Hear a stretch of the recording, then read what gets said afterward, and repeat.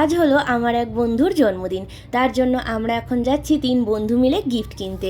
অনেক বন্ধুর মধ্যেও ওই যে কিছু বন্ধুর সাথে স্মৃতিগুলো একটু বেশিই থাকে, তেমনই হলো আমার এই বন্ধুটাও।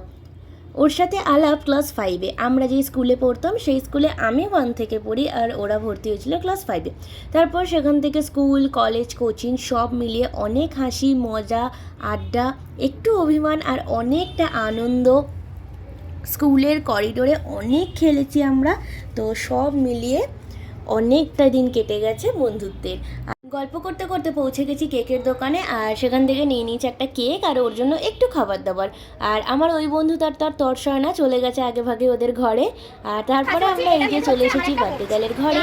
আর তারপরে ও এখানে দেখাচ্ছে যে কী কী গিফট পেয়েছে।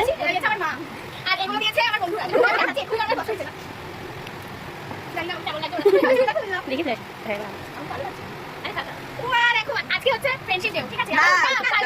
আজকে থেকে দিয়ে দিয়েছে সব। আজকে আমার গার্লফ্রেন্ড ডে, ঠিক আছে? জন্মদিন। এখানে আমরা কি দিয়েছে দেখাই। ওই জানেন কেমন ভালো লাগে। ওটা ক্যাম্পার, আমার কি ক্যাম্পার। তারপর দিয়েছে আমার কি কিটক্যাট।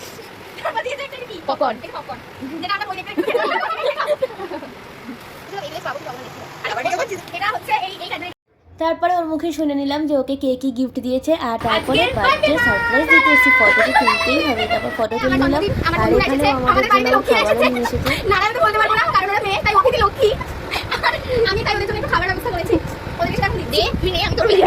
ও আমি নে, তারপরে তুই দে, তারপরে কি লজ্জা পাস। এই ভাইটা বলতে বলছ না খাবার খাওয়া। ও আমাদের জন্য এনেছিল চিকেন রোল, স্প্রাইট। আর তারপরে ও এখানে ওর জন্মদিনের কেক কাটিং করে নিল।